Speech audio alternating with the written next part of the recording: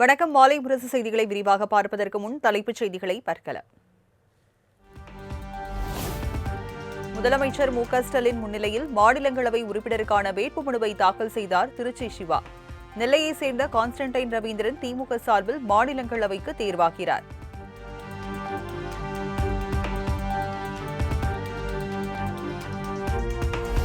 மாநிலங்களவை உறுப்பினர் பதவிக்கு காங்கிரஸ் கட்சியைச் சேர்ந்த கிறிஸ்டோபர் திலக் முதல்வர் மு.க.ஸ்டாலின் முன்னிலையில் வேட்புமனு தாக்கல். மணிப்பூர், நாகாலாந்து, சிக்கிம், திரிபுரா மாநிலங்களில் காங்கிரஸ் பொறுப்பாளராக செயலாற்றியவர் முதல் முறையாக எம்பி ஆகிறார்.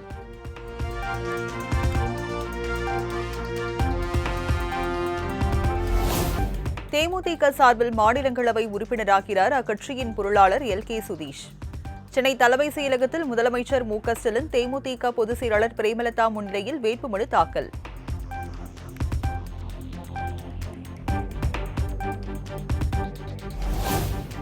சென்னை தலைமைச் செயலகத்தில் அதிமுக சார்பில் மாநிலங்களவை தேர்தலுக்கான வேட்புமனுவை தாக்கல் செய்தார் தம்பிதுரை. அதிமுக பொதுச் செயலாளர் எடப்பாடி பழனிசாமி முன்னிலையில் வேட்புமனுவை வழங்கினார்.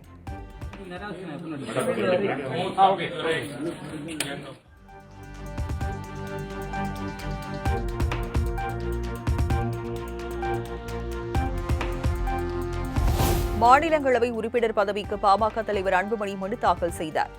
சென்னை தலைமைச் செயலகத்தில் அதிமுக முன்னாள் அமைச்சர்கள் முன்னிலையில் வேட்புமனு தாக்கல் செய்தார்.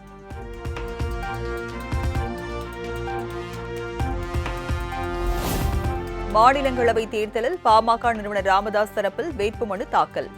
பாமக சார்பில் ஏற்கனவே அன்புமணி வேட்புமனு தாக்கல் செய்துள்ள நிலையில் ராமதாஸின் உதவியாளரும் வேட்புமனு.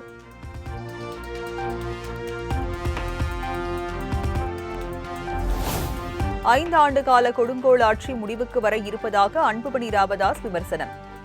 அதிமுக கூட்டணி 200 தொகுதிகளில் வெற்றி பெறும் எனவும் நம்பிக்கை.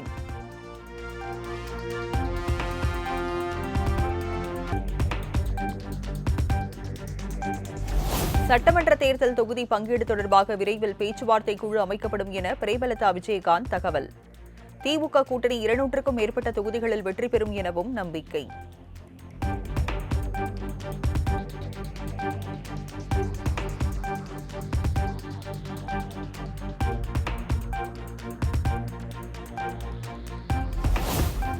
காங்கிரஸ் கூட்டணிக்கு பிறகான என் ரியாக்ஷன் திட்டமிட்டதல்ல, ஆல் பினிஷ்ட் என்று தெரிவிக்கும் வகையில் ரியாக்ட் செய்தேன். அது சமூக வலைதளங்களில் வைரலாகிவிட்டது. தஞ்சாவூரில் அமைச்சர் அன்பில் மகேஷ் இல்ல திருமண விழாவில் முதலமைச்சர் மு.க.ஸ்டாலின் பேச்சு.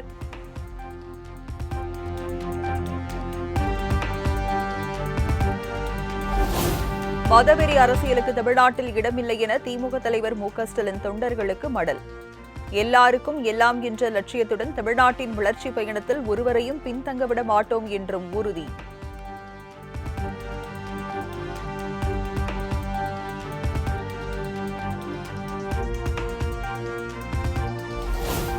ஆஃபர் கொடுத்தேனும் திமுக கூட்டணியை உடைக்கலாம் என சிலர் கற்பனை கோட்டைகளை கட்டி வந்ததாக மு.க.ஸ்டாலின் பேச்சு. ஆட்சியில் பங்கு தருவதாக தாவேக அறிவித்ததை மறைமுகமாக சுட்டிக்காட்டி விமர்சனம்.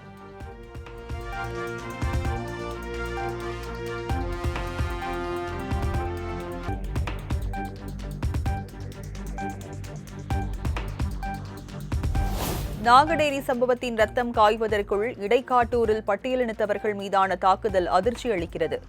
சட்டம் ஒழுங்கை காக்க வேண்டிய முதலமைச்சர் கையாலாகாத பொம்மை போல இருப்பதாக எடப்பாடி பழனிசாமி குற்றச்சாட்டு.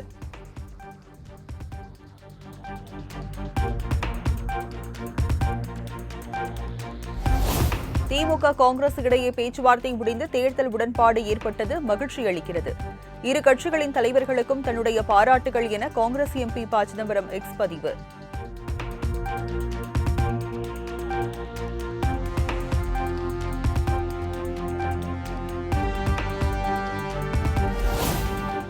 எங்கள் கூட்டணிக்கு வந்துவிடுவோம் என்று சொல்லி கூடுதல் சீட்டுகளை காங்கிரஸ் கட்சியினர் பெற்றுள்ளனர். திமுக காங்கிரஸ் கூட்டணி குறித்த கேள்விக்கு தாவேக நிர்வாக குழு ஒருங்கிணைப்பாளர் செங்கோட்டையன் பேட்டி.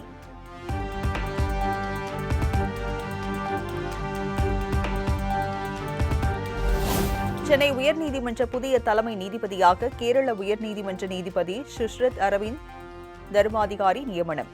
தற்போதுள்ள தலைமை நீதிபதி எம். ஸ்ரீவத்சவா இன்றோடு ஓய்வு பெறும் நிலையில் குடியரசுத் தலைவர் உத்தரவு.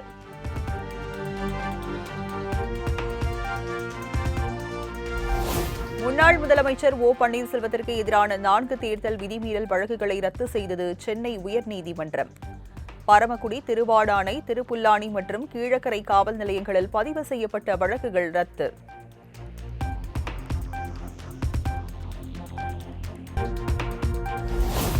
நாங்குநேரி இரட்டை கொலை விவகாரத்தில் சமூக ஊடகங்களில் வன்முறையை தூண்டும் விதத்தில் பதிவிட்டால் நடவடிக்கை பாயும். திருநெல்வேலி மாவட்ட காவல் கண்காணிப்பாளர் டாக்டர் வி பிரசன்னகுமார் எச்சரிக்கை.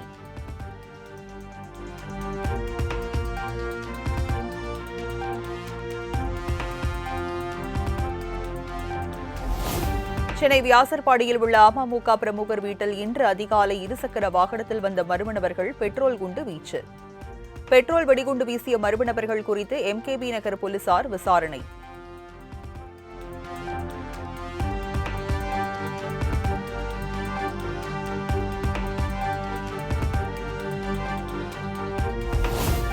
ஆளுநர் RN ரவி மற்றும் நடிகை குஷ்பு உள்ளிட்டோரை ஆபாசமாக பேசிய வழக்கு. திமுக பேச்சாளர் சிவாஜி கிருஷ்ணமூர்த்திக்கு விதிக்கப்பட்ட 2 ஆண்டு சிறை தண்டனையை நிறுத்தி வைத்தது சென்னை 6வது கூடுதல் அமர்வு நீதிமன்றம்.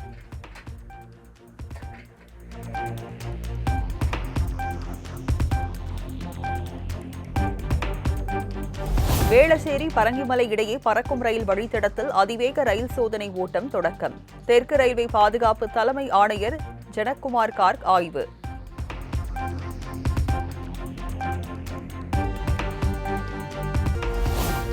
பீகார் முதலமைச்சர் பதவியை ராஜினாமா செய்தார் நிதிஷ்குமார்.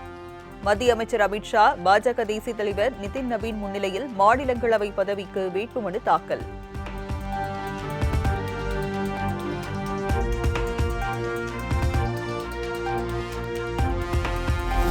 கடந்த நவம்பரில் முதல்வராக பதவியேற்ற 4 மாதத்தில் பதவியை ராஜினாமா செய்த நிதிஷ்குமார் 10 முறை முதலமைச்சராக பதவி வகித்த போதும் ராஜ்யசபா உறுப்பினராக விரும்புவதாக நிதிஷ்குமார் கருத்து.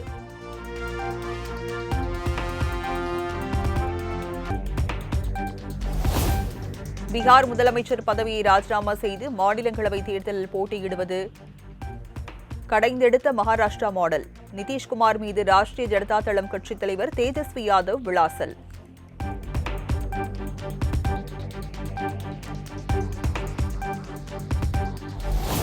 நிதிஷ்குமாருக்கு இழைக்கப்பட்ட அநீதியை பார்த்த பிறகாவது என்டிஏ கூட்டணி கட்சிகள் தெளிவாக இருக்க வேண்டும். காங்கிரஸ் எம்பி மாணிக்கம் தாக்கூர் எடப்பாடி பழனிசாமிக்கு மறைமுக எச்சரிக்கை.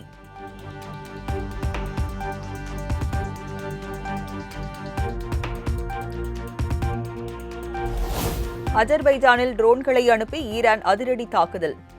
நக்சிவன் சர்வதேச விமான நிலையத்தில் நடத்தப்பட்ட தாக்குதலால் மக்கள் அலறியடித்து ஓட்டம்.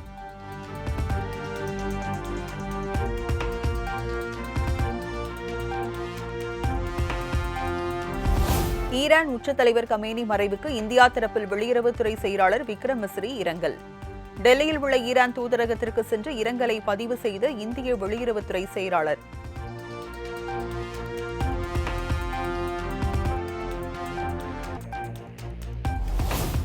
இஸ்ரேல் அமெரிக்காவின் தாக்குதலில் கொல்லப்பட்ட ஈரான் உச்ச தலைவர் கமேனியின் இறுதிச் சடங்கு ஒத்திவைப்பு என தகவல்.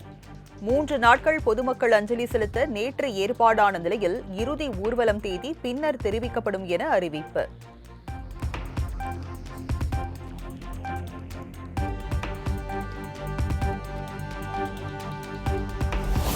மத்திய கிழக்கு பிராந்தியத்தில் ஏற்பட்டுள்ள போர் காரணமாக எரிபொருள் விநியோகத்தில் பாதிப்பு ஏற்படும் சூழல். இந்தியாவுக்கு 95 லட்சம் பேரல்களில் கச்சா எண்ணெய் அனுப்ப தயாராக இருப்பதாக ரஷ்யா அறிவிப்பு.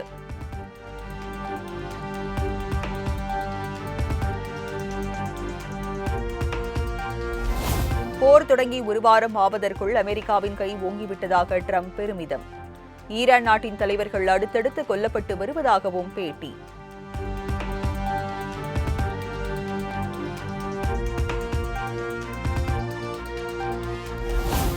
ஈரானின் புதிய தலைவராக யார் பதவிக்கு வந்தாலும் அவர்களை கொலை செய்வதே இலக்கு.